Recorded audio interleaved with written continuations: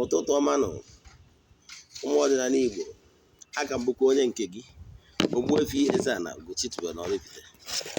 Abụ m onye isi nchụaja na Ugochi tubelu na temple. Anyị na-agba afa miri emi, rụkwazi ọrụ mmụọ dị iche iche. My mission is to help people live better life. Abụ m onye isi nchụaja na Ugochi tubelu na temple, rụkwazi onye mgbasa ozi ọdịnala Igbo. A sị na tata bụ Orie ga-eritere anyị ihe ọma ma ripụrụ anyị ihe ọjọọ. Mgbe ụbọchị tata abịakwa m ka m bịa kụzie ihe gbasara anyị ekụzibugo dị nkụzi na YouTube na Facebook live. Abịa ka anyị bịa kụzie ihe mmadụ kwesịrị ime, the causes of poverty and ihe mmadụ nwere ike ime to escape from poverty. Enwere so many things nwere ike ịkọsụrụ mmadụ nwere ihe dị etu a. Ya bụ isiokwu a n'ụbọchị taa. Mana before m gaa n'iru, achọrọ m ka m mụọ ọkwa dị mkpa. Ọkwa dị mkpa bụ na anyị emesigo aja anyị na-achụ kwa ọnwa nke ọnwa April. Nke anyị nwere anyị ga-eme kịta bụ anyị na-akwado anyị ga-eme nke ọnwa Mee, ga-ebido na Mee 8. So ọ bụrụ na ị chọrọ isonye na ya bụ nke ọnwa Mee, ma na ị ga-esendịrị message forward ya 3 prayer request, then make donation to support that event. Nke anyị ga-eme n'ọnwa Mee bụ ihe anyị ga-eji wee mechie Ogbuefi. Yes, anyị bido onye m aja na 8 chugide kwa ụbọchị the 14 days ye ga-abụ na 21 bụ Saturday. Anyị mechizie ya anyị gbuo efi wee siri onye bụ aja anyị chọrọ 14 days. Then sara ka ebidozie na that 21 ahụ. Ndị mmadụ ga-erikwa ṅụọ ya bụ Saturday. Ebe ṅụọ ọgwụ afọ anyị kwadoro akwado. A ga-enwe ndị egwu dị iche iche maka na nke Mee a danyere n'ọnwa anyị ji eme festival, ọnwa temple festival, mgbe anyị ji celebrate all outpouring of the Holy Spirit. Oge ọnwa aṅụrị, ọnwa ihe ọma ji eme na creation. It will interest you to know that the Almighty Father, the creator of the whole universe, will at a certain time of the year mgbe o ji akpọ his blessing in the entire universe to recreate and nourish the entire creation. Ọ bụrụ na ị nwere anya ihe mmụọ, ị ga-amata na o nwere ihe na-eme n'oge a. Mana ihe ị nwere ike iji wee hụdotu ma na nwere ihe na-eme na ọ bụrụ Igbo onye na-eneru anya bụ na even the trees will wear new leaves looking greenish. Then ihe ọ dịkwa nwere ike iji anyị fụ anya bụ na mmiri ozoro ezo. Mana nke bụ isiokwu wee wezụga ụmụ ihe ndị na-abụ anyị fụrụ anya ihe na-eme na mmụọ n'oge a. Oge a ka ọtụtụ ndị ụka dị iche na-celebrate the Pentecost week. Ọ yearly event Chukwu oke ji anọrịsị ihe niile o kere eke. Ọ n'oge a ka anyị ji eme ncheta the great temple Ugochi tubelu na temple. Anyị ji celebrate ndị anjelu nke Chukwu na-eje ozi na temple, otu ịgbara ijele na mmụọ na-apụ apụ, mmụọ dị na temple. Oge anyị ji eme festival feast, oge amara, oge nnukwu ọfọ ji apụta. Oge ahụ ka anyị ji ebupụta nnukwu ọfọ. Ụbọchị anyị egbunya bụ efi, anyị ga-ebutakwa nnukwu ọfọ. Ụbọchị ahụ nkwa ndị a ga-achụrụ aja dị iche iche, aja aka mba dị iche iche, ya na ndị ga-esonyekwa na aja anyị n'igwe. Oge anyị ji aga ọfọ nnukwu iche n'isi ndị enyi anyị niile na ndị friends of the temple. So echi isonye na aja nke ọnwa Mee a pụrụ nnukwu iche ka ọ ga-abụbu. Anyị mesịa 21 continue 22nd bụ Sunday. A ga-enwekwa live band, mmọnwụ dị iche iche like odogwu omenala abụ oke eze na mmọnwụ dị iche iche na ndị egwu dị iche iche ga-agba n'ụbọchị ahụ. Anyị ga-akọwakwa ahụ efu na anyị wetara ụfọdụ ihe ndị a na vidio na YouTube. So ọkwa ndị chọrọ inye nkwado n'ihe gbasara onye bụ festival na-abịanụ, nwekwara ike chat na WhatsApp. My WhatsApp nọmba bụ 08057837672. Echefukwana isiokwu anyị n'ụbọchị taa bụ the causes of poverty. Enwere so many things nwere ike cause poverty. Yes, dịka akwụkwọ ndị ụka ọbịa si wee akwụkwọ otu maka na mmeji ihe ma wee mara gị atụ ihe maghị. Hosea 4:6 kwuru na my people are suffering because of lack of vision and knowledge. For you to be successful, you must be knowledgeable enough, be wise and creative, have good vision. Because even if you want somebody to key into your vision, he must be able to create a good result, and be try to be the best, one of the best in whatever profession you find yourself. You must be creative and never give up. One thing that is common among successful people is that they never give up. They believe that whatever that is achievable, that whatever that is imaginable is achievable. You understand?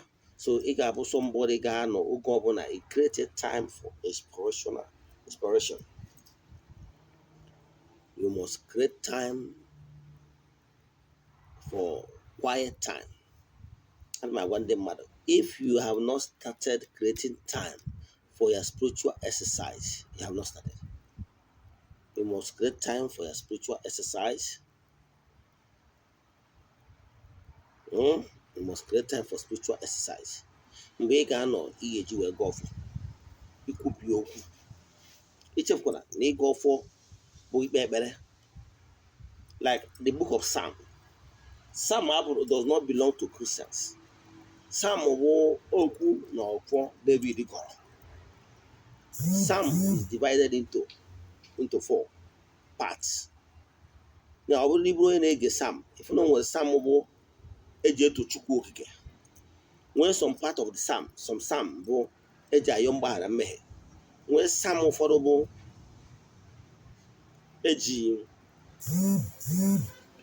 eji arịọ arịrịọ petitioning. Nwee Psalm bụ nkwubi okwu. Ghọtara ya? So etu a ka Psalm si wee dị. Ghọtara ya? Etu a ka Psalm si wee dị. So ịga ọfọ n'ala Igbo consists of 4 things. Eweta ọjị, kene Chukwu oke na o wetara ọjị wetara ndụ asịsị. Ewee yọọ ya biko mgbaghara na ebe anyị si mejọ na ịwụ nwata na-asa ahụ n'afọ mgbaghara mmehie. Iwee yọọ petitioning na chiọma ga-emere anyị na ụmụ nwaanyị anyị ga-adị ime mmụọ nwa, na ihe ọma ga-emere anyị na ihe ọma dị na ya dara ya na amadụ na ya pụrụ anyị ome. Ndị na-ahụ petitioning emechizi ajụ ogu, iji oge aspect bụ ihe ndị ụka kpọ back to sender. Like onye sị ka anyị nwee onye anwụọ ka anyị jee akwụ ya. Onye si ihe anyị ji wee dị ndụ anyị dịgbuo onye a na ndụ.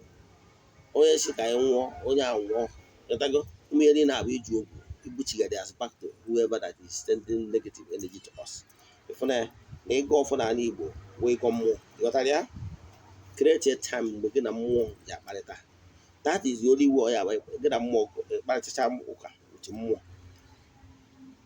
Igesie ntị maka na onye ọbụla ya na nna ya na-akpa nkata. Ịkọsịcha na nna gị ihe, a pause of a while, no response ya. So mgbe ọbụla ị gụchara ọfọ, ịgba nkịtị, mgbe ị na-enwe ya own quiet time, ịyọọ chi gị si ya na ezumezu kedu ihe ha chọrọ ka ime. Mgbe ahụ ka ị ga-enweta inspiration of what you must do to be successful. Ịghọtara ya? Nke ahụ ihe ị ga-eme. Ime nke na-apụta ihe. So you must create that time for mgbe ị ga-enweta inspiration. You must try to be the best in whatever field you find yourself. 2, you must be creative. 3, you must try to be a problem solver. And once you be able to be a problem solver, you will get paid. Do you know why do we pay landlords? We pay landlords because they are solving our house need.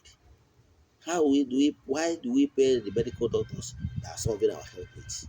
So when you be able to solve people's problems, they will pay you. We are in the world of internet, even on social media.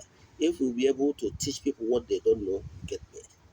If we be able to provide solution and give some, okay, what is Google doing actually?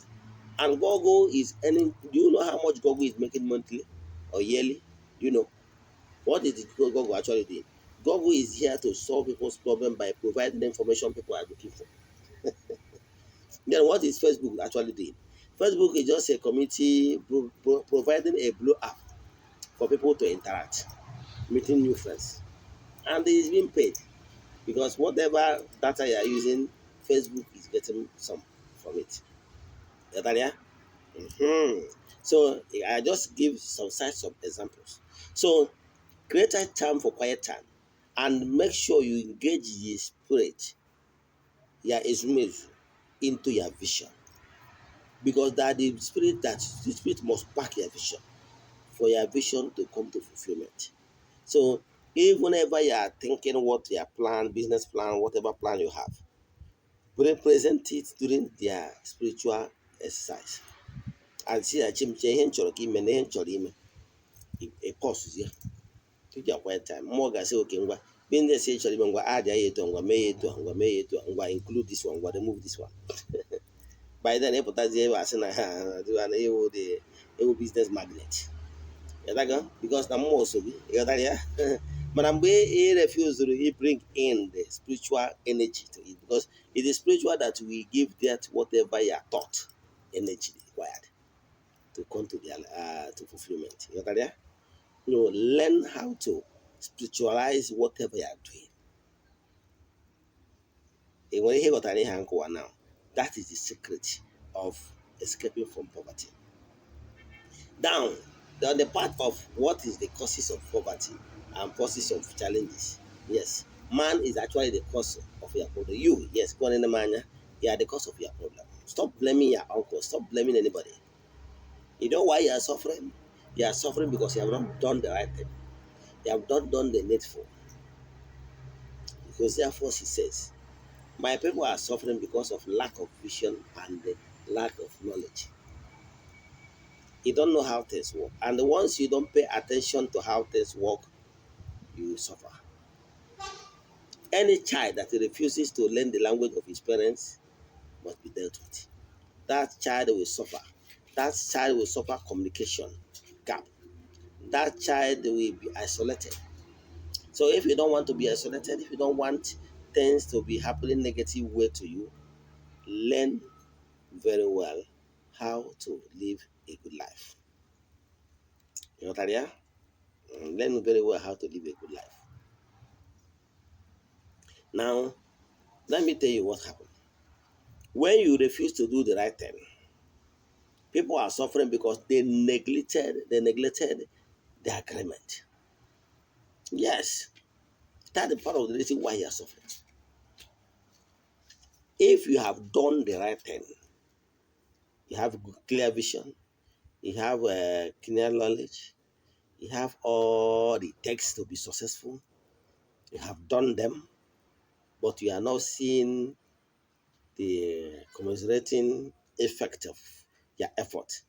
You are seeing a look elephant. Yeah. Let me tell you what is causing it.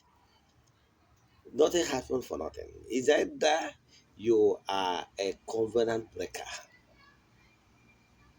You don't keep the oath. You refuse to keep agreement. Not keeping agreement is enough. So to put you in a terrible mess. You know that? Mm-hmm. Example. Let me cite an example. The Alhaji Aliko Dangote is the richest man in West Africa. As he's building the conglomerates, the empire, business empire. Let's say you are his son. You are supposed to inherit his business empire. And don't forget, the rich man in question has business partners, has associates, and have banks that backload his businesses. Now, when you are supposed to be his successor, and the man live long life and eventually pass on at the right time, and you as his son, you refuses to honor those agreements, those oath of office with his partners, business associates, and the financial institutions that backload the projects and the companies. What will you get? You will get warning upon warning. And if you keep not being smart, if you keep neglecting what you're supposed to do, you face a lot of litigations. And at the end of the day, the business will be crumbled. And once it crumbles, you will suffer. You will be from grace to grass. because of your ignorance, because of not doing the right thing, because of your selfishness, and you refuse to be intelligent and keeping the agreement. That's why you're suffering. So you have to blame yourself. You know, Tanya? Because what those warning letters is to warn you. The same thing is what you, yes, one in the manner is suffering. There have been a lot of warnings to you to turn around, to leave your evil ways and come back. But what do? You abandon those things. You abandon them. And that's why you suffered. You get. So, if you don't like what is happening around you, you must be smart and be able to honor every agreement, because any disobedience in keeping every agreement must be penalized. Let me set an example. Now, one do Kobia, the Israelites had Obawando with Chukwokike. No Abraham. No Abraham Abuna. All the activities of the Israelites. No Chukwana can do. They have Ark of Covenant. What the content of Ark of Covenant? The Ten Commandments. You word in we hear the name Ark of Covenant. Mgbe e mechara iwu ọdịnala kere ihe menụ, ụmụ Israelite they are protected. Mana mgbe ha bidolo ndị nna nna ha, the Moses and the Elijah, they are all gone. The coming generation refuses to keep the agreement had with the Almighty. They were defeated in war. And the Persian time, the Asian time, they scattered them all over the world, and they placed their place with the Arabs, the Palestinians. Over. The recent battle of 1947 or 1957 that the Americans and the Europeans get back to where they are staying now, the place they are staying now. You see the casualties they suffer for negligence, for not keeping the agreement. That is exactly what they are suffering today. We are saying, I have done everything, I have done this and this and that. Why things are not moving? How can things be moving for you? You inherited your father's properties. You can say it's your inheritance. Yeah, that's your inheritance. Somebody suffered for it. Your ancestors and refused to sell. Even you now, you are selling them. So, as heir, as only the next of kin, only inherited the family what? Why do you refuse to keep the agreement, maintain the agreement your forefathers had with the chair and the why? Don't you know that that's why you are suffering? Understand? Yes. And when there's don't want to and then during the olden days, there is survival of the fittest. Some ancestors ran away because they don't want to face wicked uncles. But your father stood. He cannot run away from his ancestral home. He stood there and they raised you guys up. But instead of you to maintaining those aquarium, those arobinago, those umdanjelu nke Chukwu ọkpọtụrụ, ya na ha nwa ọgba ndụ na ha ga-echekwa ngwurube nne ya maka ọdịmma nke children unborn. The children unborn is no longer paying attention. Like what happened to my own family? My own family, our Ebaisi Pupi, none of us have ever died in accident. And I have been in with the fatal accident twice and came out, nothing happened, and these people died. The larger family. One family just no income machine one has the income motor income. It never happened. Most no one don't know I have 1 week. Only I want to learn the jagger body. Now, what's your own? I had those coming to I had those ready to maintain that agreement. We should allow them to go. But I don't know what you have to do. Store. What did I do? I restored them. I had a bond with them that I will do everything humanly possible to give them their rights. Able be I was ready. Oh, fake. Look who was in on the I just never go by what you be. Cannot there today. There was Okologo mental problem. You know, wee gwa ha na ha bunye m ike na nke ikpeazụ a na mma alụ ha mother n'obi. They did it last year. Another 4 months I finished my duplex. Ihe m mere, I built mother n'obi for them.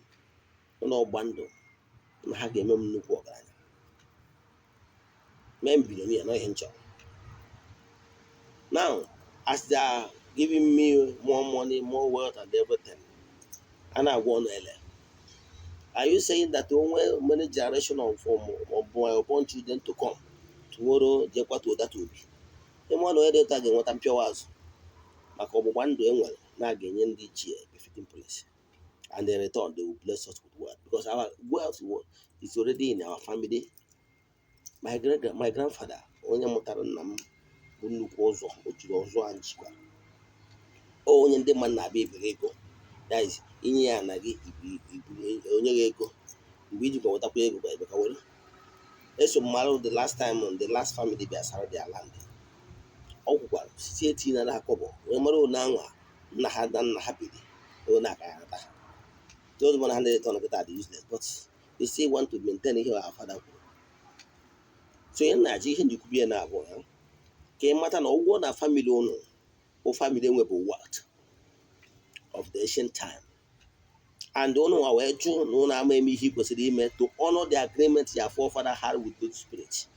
Believing me, a ga-etichasị ụnụ aka ticha ụnụ nwoke a na-ebe nwaanyị a na-ebe maka na ụnụ honor agreement ụnụ ebe ọ ụnụ wabụzi the heir onye nnọchite anya ya grandfather. You inherited everything, both the properties and the agreement, the earth.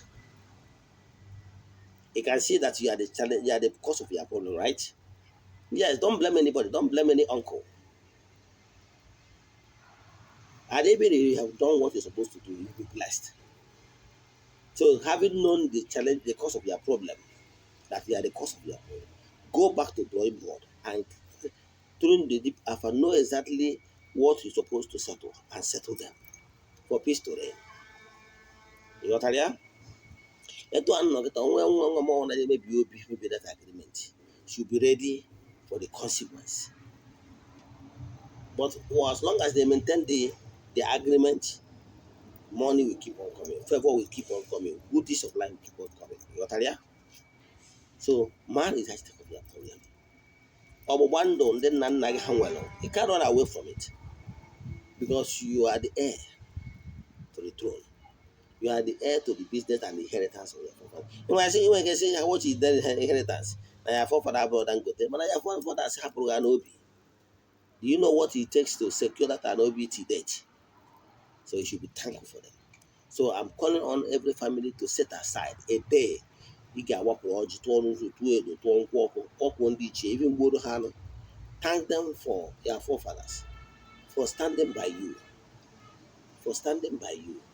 and securing this family heritage. Try your best to maintain those of Wando. You can see that you are the cause of their problem. Do these two things I ask you to do. Make sure you maintain the Wando of the family. Like when you want to living in the Bible, when you want to make the Wando, then what I'm sure. Secondly, create time since you are already in good time with them to ask for inspiration. They will guide you and you will never go wrong. Oh, ihe ndị a ka ị ya eme na ihe ndị a ka ị ga-eme wee si na poverty ya pụta. Ịghọtara ya? Na mmadụ ị na-ayọ mmadụ ego mmadụ na-enye gị ego does not mean that ị ga-eje bụ ọgaranya. Bụrụ eziokwu, nwere ejiri ego nyụta abụ ọgaranya. Ngwa ndị win a lot today they are broke because they don't know how to manage wealth. They can't even use their embassies to create wealth. So you must know how to create wealth, how to manage wealth. Because if you don't know how to create wealth, you will not know how to maintain wealth. Catch them. In the video, yeah. Those are the I don't know. You see what on YouTube? Ogbuefi EZE-ANA Ugochi tubelu oraifite. See what on Facebook? Ugochi tubelu oraifite. Echo ka agbalụ gị family m ma ọrụ mmụọ dị iche iche. Send the right message 08057837672. Aga m enyere gị aka. My vision is to help people live better life. Change it today. Dịka ị nụrụ onu a, akpọchi n'obi gị. Mee ihe ị kwesịrị ime ka ị wee sị poverty bye bye, ka ị wee mee ihe ị kwesịrị ime. Ọnụ azụgboro onwe etinye n'ọnụ aga iyi, onye ka ọ ga-ajụ ihe mere ndụ ya. Ya gazienụ.